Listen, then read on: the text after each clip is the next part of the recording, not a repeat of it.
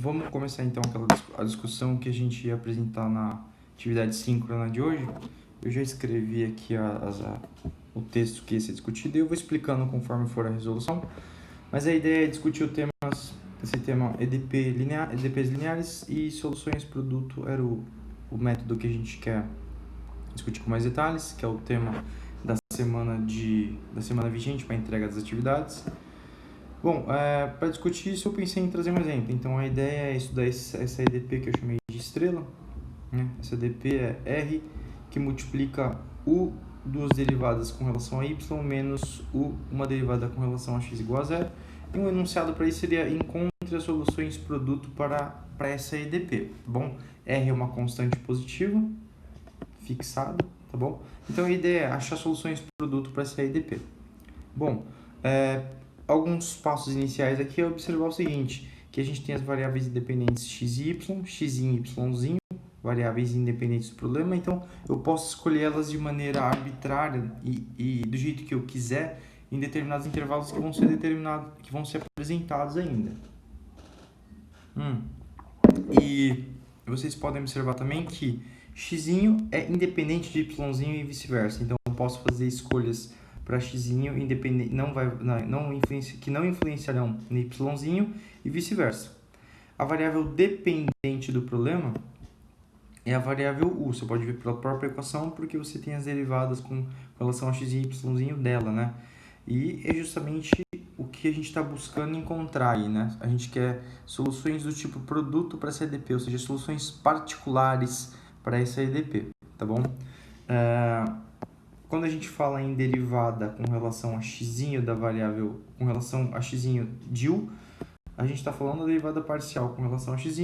Essa é uma derivada que aparece na equação, por isso eu coloquei ela aqui. E essa é uma outra derivada que aparece na equação, né? Segunda derivada com relação a y da variável u, que nada mais é do que derivar com relação a y do que você obteve quando você derivou com relação a y a função u, tá bom? E a ideia é buscar soluções produto para essa equação, é supor que estrela, que é a equação que a gente está estudando,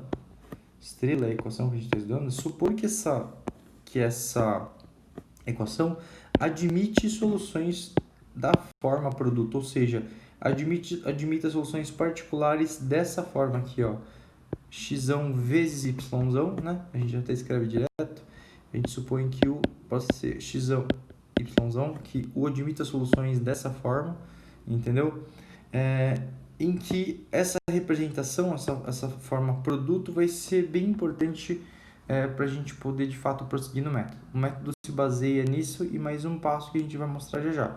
Então a primeira hipótese é a gente supõe que a nossa EDP, as EDPs que a gente está estudando de maneira geral, admitam soluções da forma produto, ou seja, x vezes y. E essas são soluções particulares, tá? E a gente vai entender que para achar essas soluções do tipo produto, que são soluções particulares para EDP, a gente vai ter que obter soluções gerais para algumas EDOs que vão aparecer aí no contexto. X e Y que aparecem aqui como as nossas variáveis independentes correm em alguma região do plano cartesiano R2, tá bom? Isso aqui é um subconjunto do R2, que a gente vai caracterizar ainda, tá? Vamos lá. Então, o que a gente faz é, sob a hipótese de que eu tenho soluções do tipo produto para aquela EDP, a gente vai substituir as derivadas parciais que lá aparecem, tá? Quais são as derivadas parciais que lá aparecem? Esta e esta. Isso aqui, né, essa derivada parcial, nada mais é do que eu derivar com relação a x vezes y, que é a solução do tipo produto que a gente está supondo, né? A gente está supondo soluções do tipo produto para EDP. Então, eu vou derivar isso com relação a x.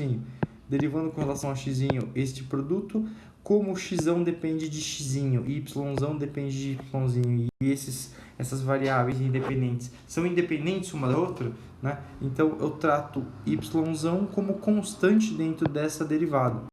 Então, nada mais do que acontece é derivar com relação a x o produto, é derivar x com relação a x. Aí eu escrevo desse jeito, utilizando a notação de derivada usual, né? Não preciso mais carregar a notação de derivada parcial. Isso é uma das características importantes de você utilizar, de você buscar soluções do tipo produto, tá bom? De maneira análoga, se você vai fazer a derivada, quando você fazer a derivada dessa potencial solução produto aí com relação a y, Você vai tratar x agora como constante dentro da derivada, porque ela depende de x e a derivada é com relação a y. E essa derivada parcial de segunda ordem vai ser resumida a essa derivada usual aqui, tá? Então a gente vai ter essas duas derivadas, ou seja, no lugar de uzinho, u com relação a x, a gente vai ter essa derivada. No lugar de u com relação a y, a gente vai ter essa derivada. Então agora a gente faz o quê? Substitui na nossa EDP, já substituindo aqui na EDP, substituo na EDP, aqui é o y e aqui é o x, substituo na EDP e exige a igualdade para todo x e y em determinado intervalo, em determinados intervalos que a gente ainda vai querer caracterizar. Via essa hipótese, né, exigindo a igualdade, e reorganizando, a gente vai ter essa EDO aqui, ó, essa igualdade entre as EDOs. Agora note que o lado esquerdo depende somente da variável independente y, e o lado direito depende somente da variável independente x. Se eu fixo um x qualquer no intervalo e deixo variar esses y, a gente observa que o lado direito permanece estático, ou seja, a gente entende que o quociente, essa razão aqui do lado esquerdo, vai ser constante. De maneira análoga, se eu fixar um y agora em algum intervalo em que é possível, né, aqui no lado esquerdo da equação, e mandar o x variar num determinado intervalo também, que a gente vai caracterizar de maneira mais precisa, a gente nota que, como o y aqui no lado esquerdo está parado, está estático, e o x está variando, a gente entende que essa função caracterizada por essa razão aqui vai ser constante também, é por isso que eu já escrevi desse jeito. Então a gente entende que para que eu tenha soluções do tipo produto para minha EDP, eu concluo que esses dois quocientes, essas duas razões vão ter que ser constantes. E é com base nisso que a gente agora vai atrás do nosso x e do y que caracterizam as soluções produto, tá bom? Note que a gente vai ter que resolver aí algumas EDOs. Quais são as EDOs? Quando a gente fala que essas EDOs são constantes, né, a gente tem que levar em conta que essa constante C, ela pode ser positiva, negativa ou nula. E são justamente os três casos que a gente vai analisar agora, tá bom? Então vamos lá. Vamos lá. Então, note que dessa EDO a gente vai gerar o nosso y, e dessas EDOs a gente vai gerar os nossos y, que por sua vez vão gerar para a gente as soluções produto que a gente está buscando. Bora lá então, vamos pro primeiro caso, o caso em que C é a constante positiva, uma constante positiva, e um outro jeito de escrever isso que acaba sendo costumeiro na literatura de equações diferenciais você escreve o C como sendo um número ao quadrado em que esse número real ao quadrado em que esse número é diferente de zero. Bom, uma vez que eu faço isso, eu vou ter essas duas equações para estudar, né? O que eu fiz foi só substituir o C que aparece lá no passo anterior por lambda ao quadrado em ambos os casos. Vamos resolver primeiro aqui a do lado esquerdo, depois a gente resolve essa daqui. A equação 1 vai ser resolvida de que maneira? Bom, primeiro a gente organiza essa equação diferencial. Organizando ela, a gente já nota que a gente vai ter uma EDO linear homogênea de segunda ordem, com coeficientes constantes, e supondo soluções do tipo exponencial, ou seja, para quais m's e elevado a my é uma solução para essa EDO? Fazendo essa pergunta, a gente conclui que os m's vão ser obtidos através dessa equação aqui, ou seja, os m's que satisfazem essa equação são os m's que vão fazer essa y solução daquela EDO. Isso aqui nada mais é do que aquela teoria que a gente já estudou de solução geral para EDOs lineares homogêneas de ordem 2. Uma vez que a gente busca as raízes para essa equação, a gente entende que os m's vão ser dados por esses dois valores aí, tá bom? Esse mais e esse menos, e portanto eu consigo escrever a solução geral dessa EDO, que nada mais é do que a combinação linear desses dois exponenciais aqui, tá vendo? O m entrou aqui e o outro m entrou aqui, quando a gente estava buscando as soluções exponenciais, certo? Então aí temos as soluções gerais temos a solução geral para essa EDO, e note que ela pode ser escrita em termos de cosseno e seno hiperbólico, tá? A gente fez uma discussão um pouquinho mais detalhada na aula anterior, mas só para o vídeo não se estender muito, eu estou usando direto aí a a notação de seno e cosseno hiperbólico já. Mas quem tiver dúvida é só mandar mensagem, perguntar e a gente tira as dúvidas conforme for o caso. Mas toda vez que eu tenho exponencial de 1m, exponencial de menos m aparecendo aqui, tá vendo? Eu posso já utilizar a notação do hiperbólico, utilizando as formulazinhas de cosseno e seno hiperbólico, tá bom? E utilizando, óbvio, o princípio da superposição de soluções para EDOs lineares homogêneas. Então a gente gera assim uma solução geral y para a EDO que a gente estudou. Agora vamos terminar e para obter a solução produto, falta a gente achar a solução para essa EDO linear homogênea de primeira ordem, que vai dar o x aí pra gente. Organizando ela, a gente cai nessa EDO linear homogênea de primeira ordem, que via fator de integração a gente consegue resolver facilmente e chega na solução do tipo x, tá? Essa solução x aí. E, portanto, a gente obtém, nesse caso, uma solução produto. Então, no caso em que o C é positivo, ou seja, C lambda ao quadrado com lambda não nulo, a gente vai obter uma solução do tipo produto U, que é x vezes y. Então, nesse caso do C positivo, a gente obteve essa solução particular x y vezes y. E se eu quiser substituir, aqui já tá bom, mas se eu quiser substituir os caras que a gente achou, x vai ser esse cara aqui, né, justamente. Y vai ser, posso usar este ou este, tanto faz, tá? Vou usar esse dos hiperbólicos, então no lugar do x apareceu o termo que a gente achou, no lugar do y apareceu o termo que a gente achou, e a gente observa que y corre nos reais, x corre nos reais, acabamos também de caracterizar a solução e os seus intervalos, tá bom? Nesse caso em que o C é positivo. Beleza? Então, primeira solução produto, primeira solução particular do tipo produto obtida no caso em que o C é positivo. Prosseguimos agora com o caso em que o C é negativo e as análises são exatamente as mesmas, só fazendo as adaptações conforme forem ocorrendo. Então, o caso em que o C é negativo, a gente tem o caso em que C vai ser escrito como menos lambda ao quadrado, em que o lambda é um número não nulo. Deixa eu montar meu café. Beleza, vamos prosseguir. Então, igualando aqui, né? Substituindo no lugar de C agora, menos lambda ao quadrado e ajustando essa EDO, vamos resolver essa EDO aqui. Então, organizando ela, a gente obtém essa daqui. Novamente, uma EDO linear homogênea com coeficientes constantes de segunda ordem, supondo soluções do tipo exponencial. Então, a gente está supondo que esse tipo de função satisfaz a EDO, ou melhor, para quais m's esse tipo de função satisfaz a EDO, quando y varre os reais. Então, a gente substitui na EDO e a gente vai concluir que tais m's são gerados por essa equaçãozinha aqui. Para achar esses m's, basta a gente resolver essa equaçãozinha utilizando Bhaskara, por exemplo, e a gente entende que os m's são dados através dessa expressãozinha, vão ser raízes complexas conjugadas para essa equação auxiliar, tá? Para a equação auxiliar.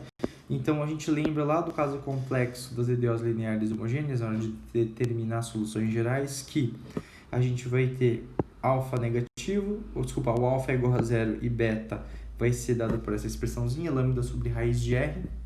E aí a gente utiliza a solução geral do caso complexo, que nada mais é do que dada por essa expressãozinha aqui, que já é uma fórmula conhecida pra gente, né? O cosseno do beta e o seno do beta que é calculado aqui. O exponencial e alfa y não aparece porque o alfa é igual a zero, tá bom? Ou seja, nesse caso ele vai ser 1, que eu estou multiplicando a solução aí pra gente. Então obtivemos o y nesse caso. O x aqui nada mais é do que só inverter o sinal do y do x anterior, tá? Só invertir o sinal aqui. O método é exatamente o mesmo no fator de integração. Então a gente vai ter x e y nesse caso. Ou seja, no caso em que o c é negativo, ou ainda c é igual a menos lambda ao quadrado com lambda diferente, com lambda número real diferente de zero, a solução vai ser dada por esse produto. Solução particular do tipo produto é x vezes y, em que o x nesse caso é justamente esse cara que a gente obteve como solução desse EDO linear homogênea de primeira ordem. E o y que aparece aqui é esse y aqui, dado como solução geral daquela EDO linear homogênea de coeficientes constantes de segunda ordem. Tá bom? Então, mais um caso morto, mais um caso resolvido. certo? Último caso é o caso em que a constante é nula, o caso C igual a zero. Ou seja, o caso em que o lambda é igual a zero, que é o que a gente excluiu nos outros dois casos. Ok, então a EDO que a gente está tratando nesse caso agora é essa EDO. Essa EDO diz para a gente o seguinte, para que esse quociente seja zero, para que essa razão seja nula, isso é verdade se e somente se o numerador é nulo.